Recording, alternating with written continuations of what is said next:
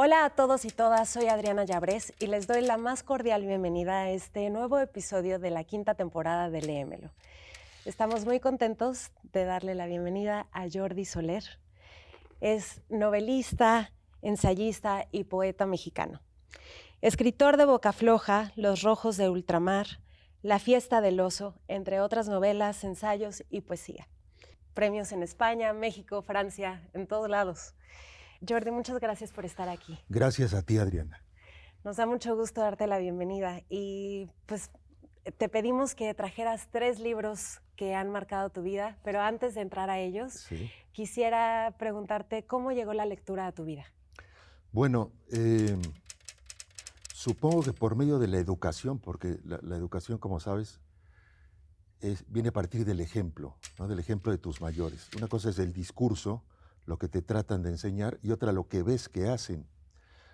Y en la casa donde nací, que estaba en un pueblaco de Veracruz, más bien en una plantación de café, En la Portuguesa. en la Portuguesa, había una gran biblioteca, ¿no? Yo creo que era lo que habían logrado rescatar mi familia cuando se exilió de la guerra civil. La lectura era como un arma para defenderse de esa realidad que no era la de ellos al principio, la de la selva veracruzana, que ellos venían de Barcelona. Uh-huh. Y los libros eran como su escudo contra esa realidad. No solo libros, sino también discos de cantantes españoles, sobre todo discos de Joan Manuel Serrat, que era el que cantaba en catalán. Y yo, supongo que por imitar a mis mayores, un día cogí un libro y me puse a leerlo, y desde entonces no paré. Y con los años he pensado que este círculo se cerró de cierta manera porque yo sospecho que me hice escritor para tener la aprobación de mis mayores, que eran lectores, ¿no? Seguramente hubo alguna operación sentimental que me hizo convertirme en escritor, ¿no? Uh-huh. Yo veía que los adultos de casa veneraban a los escritores eran así como los dioses de Occidente, los que te enseñaban cómo era el mundo que te rodeaba, y yo quería hacer eso, ¿no? ¿Y leías los libros que ellos leían? Leía de todo. Por ejemplo, Joan Manuel Serrat en esa época hizo un disco con los poemas de Miguel Hernández, el poeta español. Y yo oí ese disco hasta la desintegración porque me fascinaba el ajedrez de la lengua de Miguel Hernández, ¿no? ¿Cómo es posible que este señor engarce así las palabras, ¿no? De una manera tan armoniosa, y más la música que le ponía Serrat. Que por cierto, leí hace poco tu libro de Yo no se cree que, además me encanta el título porque automáticamente tiene música. Automáticamente, sí. Y me parece hermoso cómo tienes esta relación con él y cómo se vincula con tu niñez.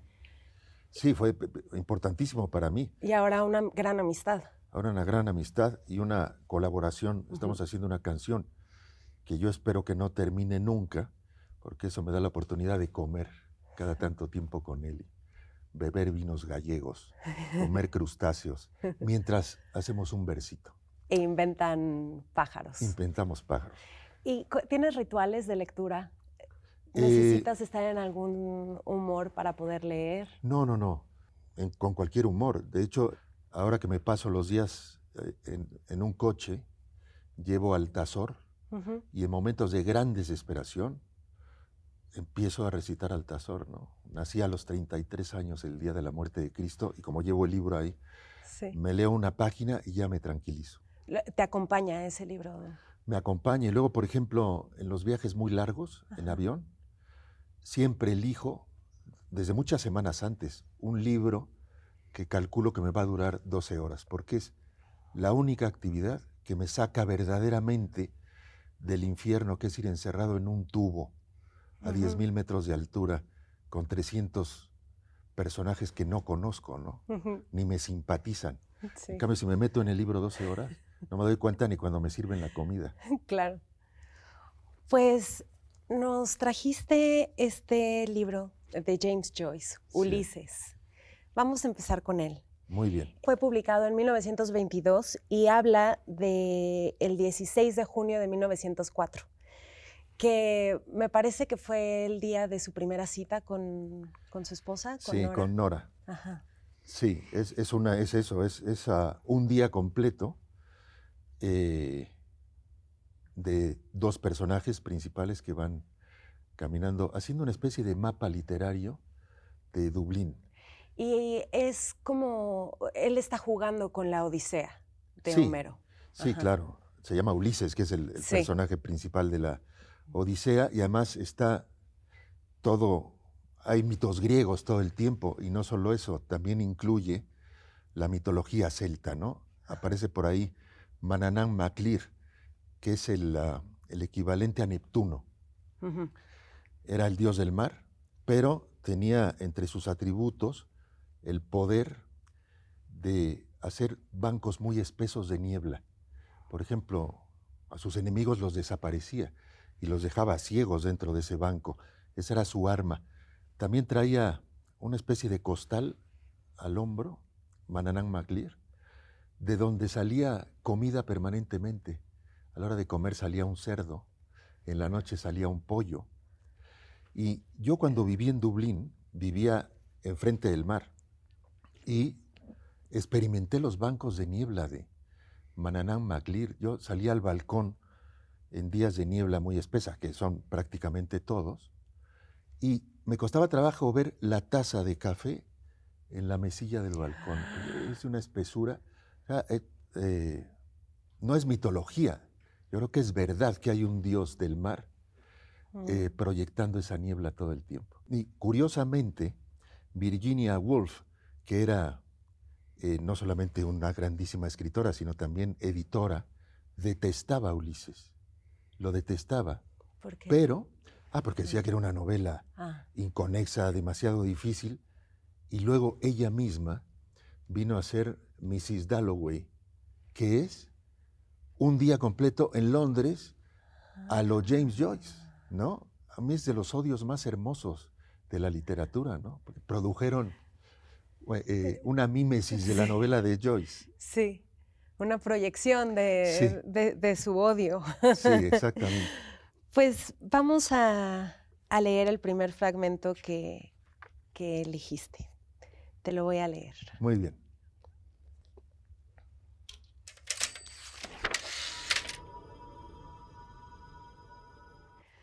Los lestrigones, que son los gigantes.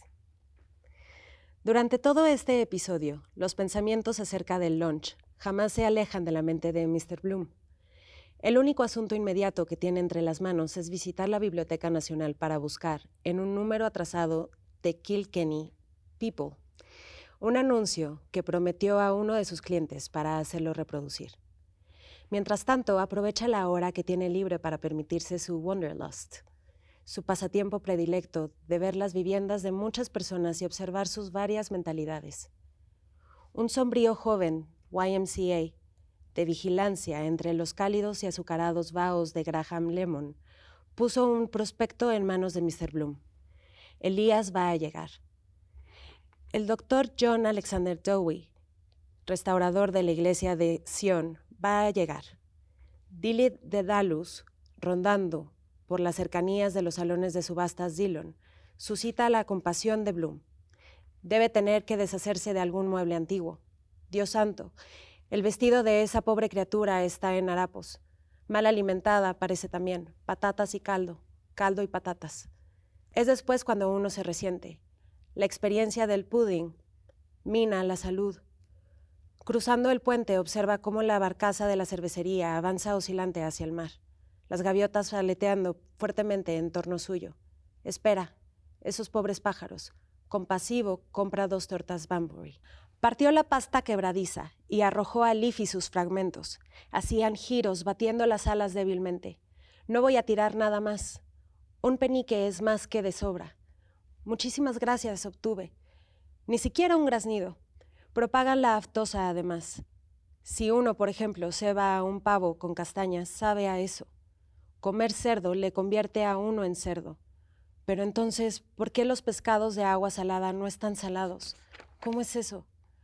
La bola que anuncia el tiempo en la oficina de la Marina le recuerda Story of the Heavens, de Sir Robert Ball, y la críptica palabra paralaje, que le obsesiona. Nunca la he comprendido exactamente. Por esto, acaso, esa palabra fascina tanto a Mr. Bloom, porque por ningún medio pudo conocer su significado cabal. El oriental que lleva en él estaba siempre en busca de la palabra, y así como todo hijo, puede ser el Mesías, toda palabra misteriosa. ¿Por qué no paralaje? Puede ser la palabra inefable, pero el sentido común se afirma por sí mismo. El sentido tierra de Mrs. Bloom, que encuentra el atajo para tales absursidades como paralaje o metempsicosis. Metetesicosis se llamaba. Después de todo, tiene razón. Son solo grandes palabras para cosas corrientes. Muy bien. Bueno, aquí está en todas las páginas de Ulises van confluyendo sus grandes obsesiones.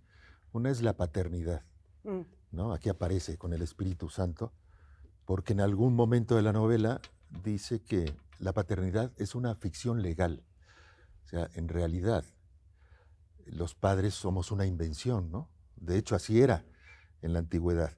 El primer padre que aparece en la literatura es Héctor, el príncipe de Troya, en la Ilíada, ¿no? Ahí vemos por primera vez al príncipe cogiendo a su hijo así, hacia arriba. Es una cosa que los psicoanalistas llaman el gesto de Héctor, ¿no? Cuando el papá se da cuenta de que es padre. Como el Rey León. Sí, bueno, viene de ahí. De ahí viene y seguro que la obsesión de Joyce por la paternidad venía de la Ilíada. Y luego también aquí vemos la cosa gastronómica de Ulises, de esta novela, ¿no? Leopold Bloom va por las calles de Dublín y empieza en el primer capítulo, pasa por un restaurante que se llama Cavinston's, que era, por cierto, mi restaurante predilecto cuando yo vivía en Dublín, vivía cerca de Cavinston's. Era mi restaurante predilecto porque sale en Ulises. Y ahí pasaba Leopold Bloom por un pedazo de hígado. Eso desayunaba y se lo metía en un papel de periódico en la bolsa del saco. Claro, conforme va avanzando la novela, va creciendo una mancha de grasa en el saco del personaje. Y luego, aquí está a punto de entrar, donde dejaste de leer, ahí está a punto de entrar, de empezar a buscar obsesivamente en los pubs, en los bares, quién hay para sentarse a beber algo, ¿no? Sí. Que a mí es una secuencia que me encanta, ¿no? Yo me he visto muchas veces asomándome ahí en un bar de Barcelona a ver quién está, a ver si me siento o no, ¿no? Porque luego da vergüenza sentarte solo. Sí. ¿No? Pasa un vecino y dice, este borrachín, ¿qué hace ahí sentado solo? Y él lo que hace también es reflejarse a sí mismo, ¿no? O sea, Sí. como Sí. que se pregunta si es casi tan asqueroso como lo que ve. Sí, totalmente. Sí. Más sus dudas con las palabras, más esta tensión que hay con Stephen Dedalus, que es el joven protagonista de la novela, que es Leopold Bloom, es una especie de mentor de Stephen. Él y Leopold Bloom se identifica mucho con la juventud de Dedalus y todo el tiempo en la novela se van buscando uno al otro, ¿no? Ahí está otra vez la paternidad. Y en tu tiempo como diplomático te invitaron a ser parte de la Orden de Flanagan. Sí. Y ahí con ellos, y bueno, en Irlanda, en Dublín, se celebra el Bloomsday, que es el 16 de junio todos los años. Sí. ¿Y es hacer el recorrido? Sí, para empezar es una fiesta insólita porque toda una ciudad se vuelca sobre un solo libro. En Barcelona tenemos el Día del Libro, pero es de muchos libros, ¿no? Se venden muchos libros, pero aquí es uno solo. Y hay representaciones de gente entusiasta y una lectura pública, así como se hace con el Quijote en Madrid, por ejemplo, se hace esto con el Quijote. En Bloomsday se hace la lectura colectiva de Ulises y yo participo cuando estoy ahí en esa lectura como miembro del Orden de Caballería del Finnegans. Es un acto precioso, a mí me encanta. Y luego, a veces, cuando hay un nuevo caballero, un prospecto, vamos a la Martello Tower, que es donde empieza Ulises, la novela, y ahí lo armamos caballero o caballera. Me gustaría seguir hablando ahora de las armas de la ilusión, pero antes de eso vamos a un corte. Muy bien. No se vayan, aquí estamos con Jordi Soler, regresamos pronto aquí en Léemelo.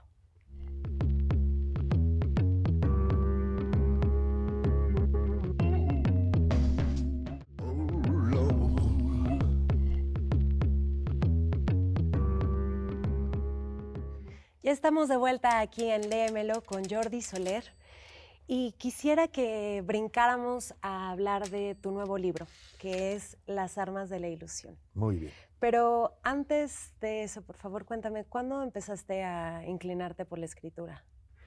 Bueno, desde que era niño. Lo que pasa es que de una forma muy espontánea y poco sistemática. Y luego, conforme fui siendo mayor, adolescente, fundé 2 o 3 revistas de poesía que hacíamos en un mimeógrafo, un grupo de poetas, y circulaban exclusivamente en Gandhi y en el Parnaso. Las poníamos ahí al lado de la caja, nos lo permitía el cajero. Y luego... ¿Y no cobraban? No, claro, no. De hecho, perdíamos bastante dinero porque había que pagarlo todo. Y luego en algún momento un editor español de la editorial EDAF, que tenía aquí, publicaba libros en México, se interesó por el proyecto milagrosamente, seguro pasó por esa caja y vio la revista, y nos editó 3 o 4 números, pero ya una cosa impresionante, con pastas duras. Y esa fue, digamos, mi primera incursión pública. Y luego pronto empecé a escribir en periódicos, en el 1+1, que ya no existe, luego entré a Excelsior. Y paralelamente empecé a escribir mi primera novela, Boca Floja, que es un acto de fe, escribir una primera novela, porque estás encerrado muchos años escribiendo una historia que no sabes ni si es buena, no sabes ni si tienes talento para ser escritor, ¿no? ¿Cómo sabe uno si es bueno? Pues yo creo que no puedes saberlo del todo, a menos que vayas dando a leer, ¿no? Pero yo, que era muy reservado, me esperé hasta que puse el punto final y entonces la di a leer a 2 editoriales que me la rechazaron. Pero además, como era yo un novato, entregaba el libro en una editorial y esperaba un año a que me dijeran que no. Y luego a otra editorial. 2 me dijeron que no y al final una que sí. Y fue un libro súper exitoso. Un milagro también para una primera novela. Y ahí entendí que podía dedicarme a esto, ¿no? Tenía el respaldo de los lectores de verdad. ¿Y como escritor ha cambiado tu manera de leer? Sí, aunque básicamente siempre ha sido la del vampiro. Yo vampirizo los libros que leo, y lo que más me apasiona son los libros que me enseñan cosas, ¿no? A los que puedo vampirizar. Por ejemplo, a Joyce continuamente lo vampirizo, sobre todo porque tiene una música muy interesante. Sí. Cuando aprendí a leerlo en inglés, me di cuenta de toda la riqueza que tiene esa novela. Del juego de aliteración. Sí, totalmente. Y la música es muy especial. Guillermo Cabrera Infante, el escritor cubano, tradujo un libro anterior que se llama Dubliners, que son cuentos de Dublín. Y yo, cuando lo leí en la traducción de Cabrera Infante, entendí que la música de Ulises es un poco cubana. Parece un chiste, pero no es verdad, porque los irlandeses son los latinoamericanos de Europa. Tienen esa vocación de resolverlo todo en una barra de bar, son hipermusicales, hay música en todos lados, son muy amables, son mexicanos, Mm. ¿no? Yo de esto me di cuenta viviendo ahí y leyendo la traducción de Cabrera. Sí, hay una conexión muy fuerte. Sí, Em, pero ya me estoy pues desviando mucho, ¿no? no, me encanta porque te he leído y sí veo esta influencia que dices sobre todo con Joyce, de como que hay una fragmentación de tiempo en el que Joyce lo hace en un día, tú en Yo no se cree y en Las armas de la ilusión hablas de momentos históricos y lo vamos atravesando contigo, pero también nos metemos a tu tren de pensamiento en donde vamos hacia tu infancia, vas, vas rompiendo el tiempo, Sí, sí. así como cuando él entra al bar y todo se vuelve muy importante y lo veo y lo disfruto mucho. Y bueno, este es tu nuevo libro, Sí. Las armas de la ilusión, que ya está a la venta. ¿Cómo decidiste escribir este libro? Pues por varios motivos, dos sobre todo. Uno, una inquietud que me produjo una chica que estaba haciendo su tesis en la UNAM hace unos meses, unos años quizá, para preguntarme cosas. Estaba haciendo una tesis sobre el movimiento zapatista y uno de los capítulos cruciales era ese concierto que yo ayudé a organizar para ayudar al ejército zapatista entonces. Y conforme yo le iba respondiendo, pensé que tenía yo que contar esa historia antes de que la cuenten por mí. Fue una historia importante, sobre todo en la Ciudad de México. Y mi otra inquietud era retratar esa época en la Ciudad de México con la intención de que los nuevos chilangos se den cuenta de que la Ciudad de México no ha sido siempre la cosmópolis que sale en los rankings del New York Times, ¿no? Entre Tokio y Barcelona. Esto no sucedía. La Ciudad de México era una ciudad oscura donde no había buen cine, no había buena radio, no había ni manera de tomarte un tequila sin pagar un plato con alimentos, ¿no? El eslogan afuera de las cantinas y los restaurantes decía bebida solo con alimentos. Esa ciudad oscura, que también tenía sus virtudes, despertó en 1985 con el terremoto que nos enseñó a todos la solidaridad. Nos dimos cuenta de que si no hacíamos algo nosotros, nadie lo iba a hacer.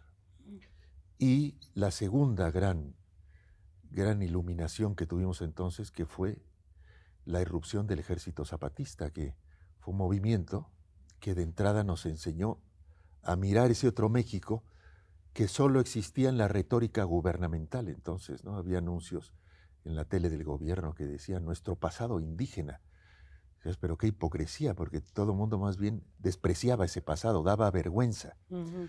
Y cuando llegó Marcos con este discurso que reivindicaba a estas personas, curiosamente un hombre barbado de aspecto occidental, universitario, fue el que nos vino a decir, aquí hay un pueblo miserable que lleva 500 años con la bota de Occidente en el cuello.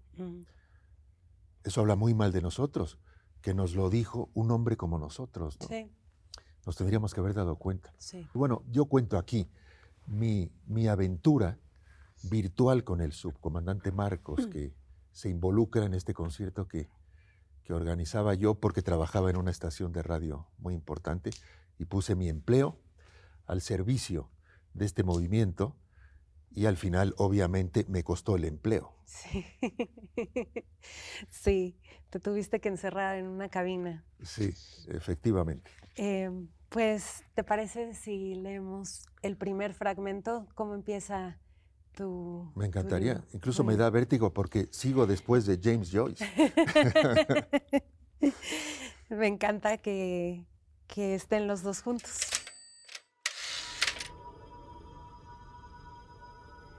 «1995. Recibí una llamada en mi oficina de alguien que, haciéndose pasar por un conocido mío, Logró engañar a la secretaria y antes de que yo pudiera protestar ni decir nada, dijo: «Marcos te quiere dar una cosa». «¿Quién es Marcos?», pregunté genuinamente despistado. «El subcomandante Marcos», aclaró la voz y luego explicó que se trataba de un cassette en el que el líder zapatista había grabado un mensaje. Faltaban unos días para que el gobierno mexicano revelara la identidad del subcomandante y poco más de un año para que el hombre que me llamaba por teléfono entrara en la cárcel acusado de conspiración, rebelión y terrorismo. Yo era entonces director de una célebre estación de radio dedicada al rock y desde enero de 1994, cuando había empezado la revuelta zapatista, me había empeñado en apoyar el movimiento en los programas que hacía. Aprovechaba la enorme audiencia que teníamos para espumar, todavía más, la simpatía que había despertado el zapatismo en la sociedad mexicana. Y aquello me generaba una cauda de problemas con los propietarios del grupo radiofónico, que eran todo el tiempo reconvenidos por la Secretaría de Gobernación, para que dejáramos de apoyar al autodenominado, así decían, ejército guerrillero que se había levantado en Chiapas. Unos meses después de aquella llamada, como nuestro apoyo radiofónico al zapatismo no menguaba, empezó a seguirme un coche siniestro cada vez que me subía al mío. Desde que salía de mi casa temprano en la mañana hasta que regresaba ya muy noche, a veces de madrugada. Nunca se acercaba demasiado, ni los individuos que iban adentro interaccionaron nunca conmigo. No me perseguían, me seguían indolentemente. Se trataba de amedrentarme, calculaba yo, y alguna vez que, perturbado por ese acoso, detuve el coche y me bajé a hablar con ellos, se escabulleron en reversa y desaparecieron en la siguiente esquina. Me seguían hasta cuando iba a casa de mi amigo Américo, que vivía en un predio boscoso y casi inaccesible de la carretera a Cuernavaca. Nos pasábamos ahí todo el día, echando tendidos de tarot y especulando con mi carta astral que él se sabía de memoria, o lo ayudaba con la grana cochinilla que cultivaba en una nopalera por encargo, decía, de un contacto que tenía en el Vaticano, donde la grana era muy preciada para entintar los lienzos de lo que luego salían las prendas y los accesorios de los sacerdotes de élite, el alba, la casulla, el cíngulo, la estola y la capa pluvial. Cuando regresaba a la Ciudad de México de noche, antes de abandonar la brecha que desembocaba en la carretera, ya llevaba yo el siniestro coche detrás. En algún momento de ofuscación, llegué a pensar que quizás eran los huestes del Vaticano los que me seguían por lo de la grana cochinilla de Américo, que tenía toda la pinta de ser oscuro negocio de un funcionario del papado, que vendería el producto por su cuenta, con un lucrativo sobreprecio. Le conté esto a un amigo que tenía un alto cargo en la Secretaría de Gobernación, y después de mofarse de la hipótesis del Vaticano, me dio dos noticias sobre mi caso. Una mala y otra ambigua. Me dijo que efectivamente estaba yo en la lista negra, que los que me seguían eran de la Secretaría, pero que, si nunca me habían hecho nada, eso quería decir que solo buscaban amedrentarme. Que me despreocupara, que no les hiciera caso. ¿Y no puedes quitarme de la lista negra?, pregunté. Imposible, dijo, no sabemos ni quién la hace. Imagínate. Dios mío. Sí, bueno, era ese México, ¿no? El Estado se metía mucho, sobre todo en los medios de comunicación, y sobre todo en una estación de radio que llevaban jóvenes, ¿no? Y a eso le sumas el zapatismo, el apoyo explícito, un promocional que teníamos al aire con la voz del subcomandante Marcos, y se hace un cóctel, pues, suficiente para que me siguieran a todos lados, ¿no? Uh-huh. Este es solo el principio de esta historia, que luego se divide en tres años, ¿no? En tres eventos del zapatismo, los tres yo creo que bastante interesantes, porque era yo un entusiasta del movimiento tratando de ayudar a toda costa a que el último capítulo de esta parte del libro, sí, que es la que se llama Las armas de la ilusión, ajá, es el secuestro de una estación de radio donde yo estaba entonces, ya no como director, sino como figura radiofónica, ajá, y un comando zapatista secuestró esta estación de radio. De pronto se interrumpió el programa de la mañana y empezaron a hablar, a reclamar que se cumplieran los acuerdos de San Andrés, Larrainzar, y todo se hacía muy largo. Estuvieron ahí 2 horas y los pobres no eran locutores, no tenían qué decir. Y ayer que estaba firmando libros, se acercó un chico y me dijo, yo era uno del comando ese que secuestró la estación. Dios mío. Y le firmé el libro con una ilusión, Claro. ¿no? Es como un personaje mío. Sí. Que de pronto me pide que le firme el libro. Que en algún momento se ayudaron sin verse la cara, ¿no? Exactamente, sí. ¿Y qué une todas estas memorias? Bueno, además de ti. Sí, bueno, tú lo explicaste muy bien. Es un libro que va de un lado a otro, de un tiempo al otro, pero la línea temporal, en realidad, la flecha del tiempo, que diría Martin Amis, es un escritor mexicano llevando México encima, cuando está en México, obviamente, pero luego cuando vive en Irlanda, cuando está en Sofía, en Bulgaria, charlando con su paisano Sergio Pitol, porque los dos éramos del mismo pueblo, y hablando obsesivamente de Veracruz durante una semana en Bulgaria. Y otro que es este mismo escritor, que soy yo, con otra mexicana en Madrid, que es Elena Poniatowska, que aunque nació en París, se asume como mexicana, y yo también creo que es mexicana. Y es la historia de cómo me invitó al almuerzo del rey de España cuando ganó el premio Cervantes, y cómo nos sentamos ahí a comer en esa mesa, y cómo Elena tocó un tema que tensó mucho la conversación entre el rey, Elena y yo. Todo esto lo cuento ahí. Y también, sí, hablas de tu tiempo de diplomacia, Sí. Nombras a Bono, de verdad lo estoy disfrutando mucho. Y Sí. ahorita siento que, como si me estuvieras platicando una historia que siempre se quedó un poco borrosa en mi infancia. Esa es la idea. Esa es la idea. Me encanta, gracias. Pues además de escribir estos libros, has escrito poesía y tienes Sí. un libro de poesía que se llama, me encanta, El corazón es un perro que se tira por la ventana. Sí, ese fue el primer libro de todos los que escribí. Fue ese, es un poco bukowskiano. Y Sí. dices que empezaste con la poesía, así es Sí, como yo era empezaste a poeta. escribir. De hecho, la prosa me parecía una vulgaridad. Yo lo que quería era ser poeta. Y estaba profundamente equivocado, ¿no? También hay mucha poesía en la prosa, según Sí. quien la escriba, Sí. ¿no? Pero de esto me di cuenta cuando me empecé a hacer mayor y descubrí el placer de escribir novelas. Y de hecho, el poeta se ha ido quedando un poco atrás. Pero Sigo la sigues escribiendo, leyendo pero y la sigues teniendo sí, presente. no, me encanta. Y además sigo escribiéndola, pero ya no me atrevo a publicarla. Ay, sí, hazlo. Ya no me atrevo. Atrévete. Voy a que sean anotar que tu sigan. petición. Sí, por favor. Trajiste a Huidobro, Sí, Altazor.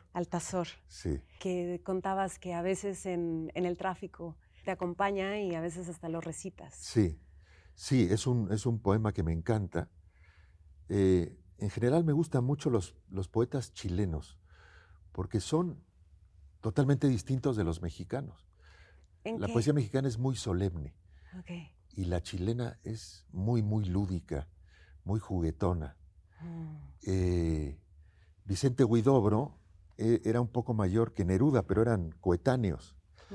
Y Neruda lo detestaba, por celos, obviamente, porque Altazor es probablemente el poema más importante de la lengua del siglo XX.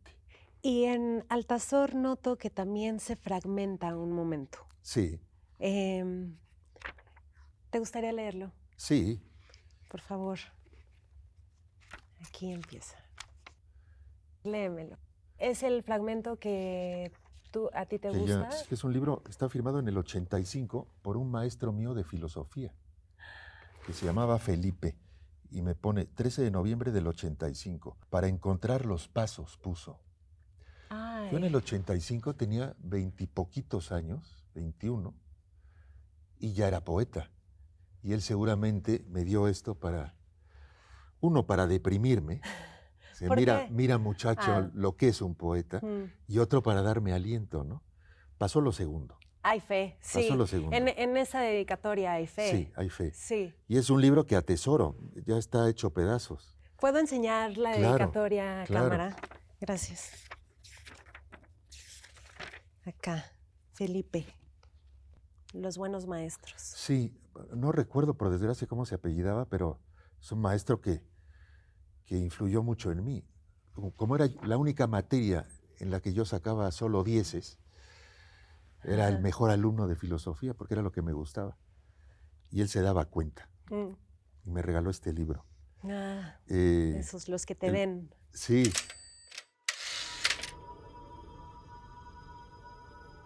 Nací a los 33 años el día de la muerte de Cristo.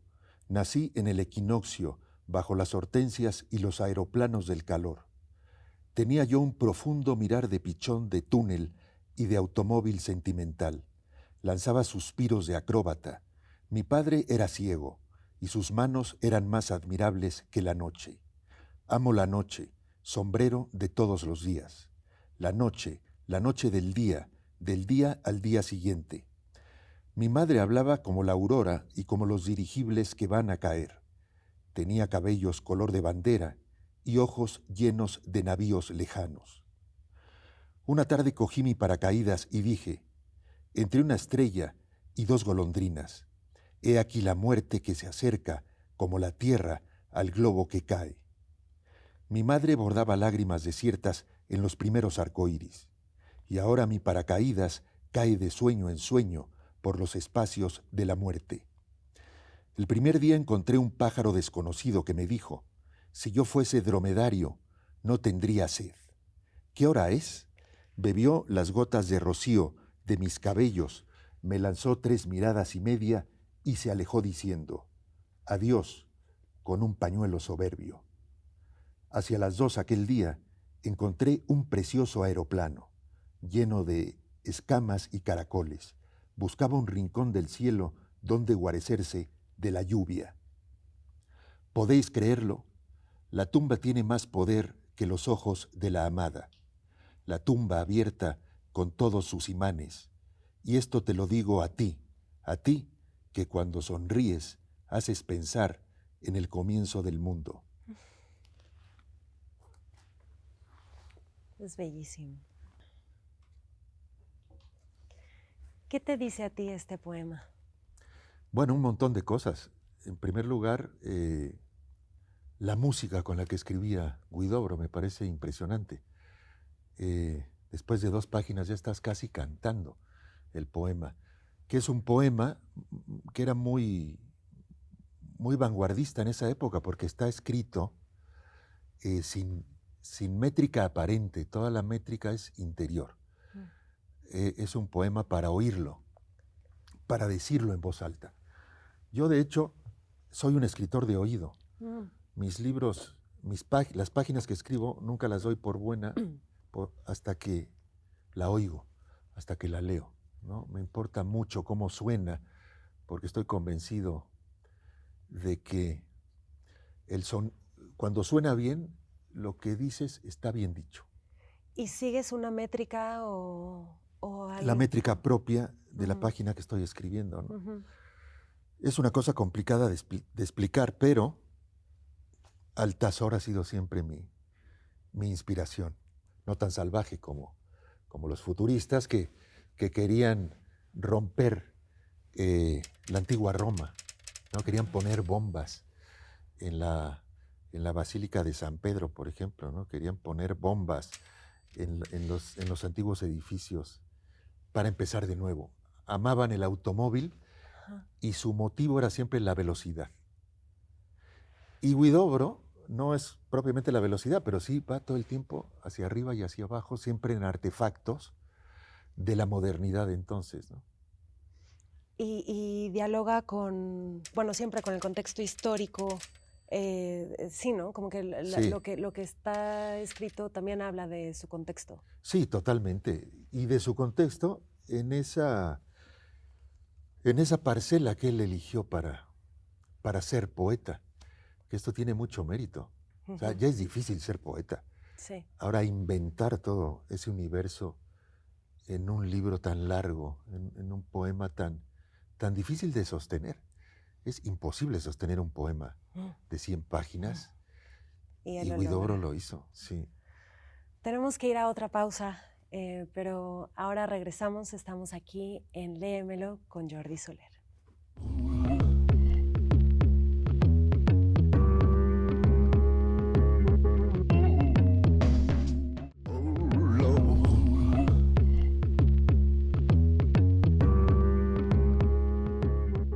Estamos de vuelta en Léemelo con el escritor Jordi Soler, platicando de tus libros favoritos, y Sí, ahora vamos a entrar a otro género literario, al ensayo. sí, Trajiste este libro de ensayos de Michel de Montaigne, y él vivió en el siglo XVI. sí, Y sus ensayos plantean cuestionamientos que se han convertido en pilares de pensamiento moderno. Él escribe sobre sí mismo, pero al hacerlo habla de temas universales: la amistad, el miedo, la educación, la muerte y la dificultad de conocerse, entre otros. sí. ¿En qué momento de tu vida descubriste a Montaigne? Bueno, yo además de novelas escribo también ensayos. Mm, Las armas de la ilusión Sí. tiene mucho de ensayo. Y Montaigne es el que inventó el género. Es una curiosidad porque su padre tenía un negocio de pescados, era un menesteroso del pueblo. Y un día ganó mucho dinero y decidió que su hijo tenía que superarlo a él en todos los sentidos. Entonces compró un castillo, así era de rico, Mm. tanto dinero así le dejaba el pescado, en un castillo, y se cambió el apellido. No se apellidaba Montaigne, se apellidaba Montaigne, que es montaña. Por eso Michel se llamaba así. Fue el primero de su familia. O sea, el padre se cambió El padre el se cambió el apellido. apellido, sí. Ah, Y se puso de Montaigne, como para ajá. que sonara más. Con Y más altura. con más altura. Ajá. Pero no solo eso, educó a su hijo en latín. Mm. El padre no hablaba latín, era un señor que vendía pescado, pero le pagaba a dos maestros que le hablaban en latín a su hijo. Hasta los 12 o 14 años, Michel no habló francés, hablaba solo en latín. Sus padres se comunicaban con él a partir de unos traductores. Ok. Él, cuando se enfrentó a la lengua francesa, le pareció una vulgaridad al principio, porque él solo hablaba y leía en latín, y lo había leído todo a los 14 años. Pero eventualmente empezó a escribir en francés, con una calidad que no podía tener nadie, porque él bebía de la fuente del francés, Claro. uno de cuyos ríos es el francés, el latín, El perdón. latín, ajá. O sea, el latín sale en varias lenguas y este eligió una que era el francés, como pudo elegir el español. Todo salía de ahí. Ujú. Y además era una persona sumamente inteligente, sumamente estructurada, que ensayó sobre todos los temas que nos pueden importar en esa época. O sea, tú lees los ensayos de Montaigne y aprendes cosas que puedes aplicar hoy. En este texto en este ensayo de la educación, nos enseña cómo hay que educar a los niños. Tiene un ensayo muy impresionante sobre la muerte. Tiene un ensayo en donde nos cuenta que lo importante no es lo que te pasa, sino el concepto que tú tienes de esto, ¿no? Sí, Lo malo no son las desgracias, sino lo que tú piensas tu que te está perspectiva. pasando así. Ajá. De hecho, en su estudio tenía grabado en una de las vigas, esto todavía existe, en el Palacio de Montaigne, está grabado ahí una línea en latín que dice que no nos preocupan las cosas, sino lo que pensamos de ellas. Y esa era su manera de pensar. A partir de ahí se fugan todas sus ideas. Y para mí es muy importante porque yo aprendí a ensayar leyéndolo, ¿no? El ensayo es un género caprichoso donde cabe todo, sin embargo necesita una estructura muy fuerte para no desmoronarse, justamente porque cabe todo. ¿Y cuál es esa estructura? La manera en que está escrito, la manera en que conduces la prosa de una idea a otra, por diferentes que sean estas ideas y por poco que tengan que ver una con otra. Sí. Esa era la gran maestría de Montaigne. Y yo, siempre que ensayo, pienso en él. Obviamente estoy muy lejos del maestro, pero veo su luz al final y eso me sirve para inspirarme, ¿no? Es mi faro, mi estrella polar. Me encantaría leer un fragmento de los que elegiste, Sí. para conocerlo un poco más.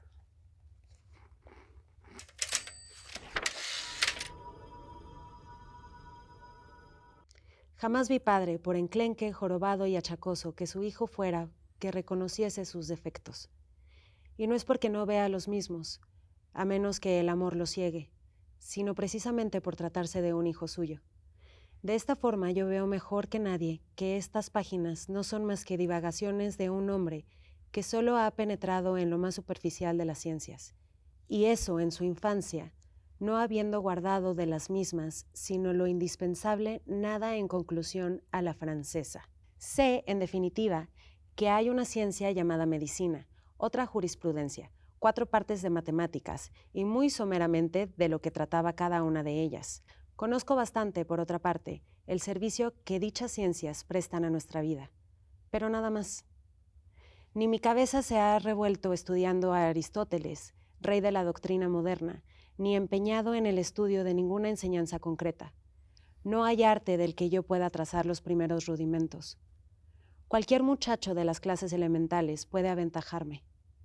Y a tal punto es fatal mi insuficiencia, que ni siquiera me sentiría capaz de interrogarlo sobre la primera lección de su asignatura. Así que, si me forzase a hacer tal o cual pregunta, mi incompetencia haría que le propusiera alguna cuestión general, por la cual podría juzgar su natural disposición, lección que le sería tan desconocida como a mí la suya. Sí, ahí el maestro plantea lo que es la educación, que es de ida y vuelta, ¿no? Que es un poco absurdo enseñar todas estas materias que él dice, ¿no? Ponerte a enseñar Aristóteles sin entrar en contacto de verdad con la persona a la que quieres cultivar. Y también es un error no dejarte cultivar por ella, ¿no? Claro, asumir que sabes, ¿Sí? ¿no? El error que eso puede ser. Exactamente. Y a partir de ahí, bueno, es un ensayo, es de sus ensayos más largos. Tiene un montón de páginas y va bordando sobre el tema de la educación en general y va llegando a los hijos, ¿no? La forma en que los padres pueden educar a los hijos, justamente porque su padre lo sacrificó todo para educar a su hijo. Sacrificó, por ejemplo, la conversación con su hijo porque él no hablaba latín. Hasta los 14 años. Sí, todo eso lo hizo para educar a su hijo. Por eso es tan valioso este ensayo, porque lo escribió una víctima de la educación, ¿no? Y hay mucha humildad en lo que dice. Sí, siempre. Ajá. Sí, él No pensé que lo fuera a hacer con lo que habías platicado, diciendo Sí. que Sí, de pensaba que las el ínfulas francés de era su padre, ¿no? Claro, sí. No, él era un señor muy sencillo y toda su obra es ese discurrir sobre las dudas de lo que piensa, las dudas de lo que hace, sus certezas.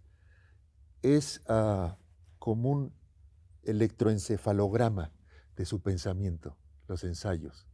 Todo lo va registrando ahí. Por eso se convirtió en otro género, porque lo contenía todo, ¿no? No solo lo que está contando, no solo los conceptos filosóficos de los que va echando mano, sino también la forma en que trabaja la cabeza de un ensayista. Todo está ahí. A mí los ensayos que me seducen son los que me enseñan parte del ensayista, ¿no? Claro. Cuando el ensayista se mete ahí.